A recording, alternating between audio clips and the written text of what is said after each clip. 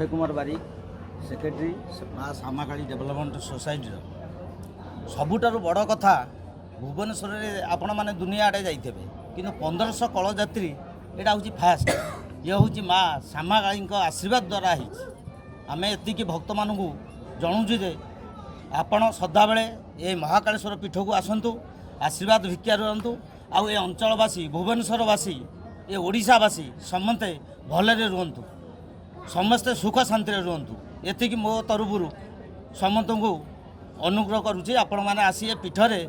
माँ को दर्शन करूँ शनिदेव को दर्शन करूँ महाकालेश्वर को दर्शन करी आपण आशीर्वाद भिक्षा करूँ। आज कार्यक्रम कौन कौन आज संध्या बेले आमर 8000 लोकंकर प्रसाद सेवन होची आमर तो भाई कहते आज को 2 तारिख 2000 लोक खाଇବା पीवा व्यवस्था प्रसाद व्यवस्था होची संध्या बेले सांस्कृतिक कार्यक्रम होची आज भी भजन समारोह अच्छी आम ये जनाऊँ सब भक्त मैंने आसतु प्रसाद सेवन करी शांति रे माँ आउ बाबांकर आउ आमर महाकालेश्वर आशीर्वाद दीक्षा करी भलरे जातु। धन्यवाद।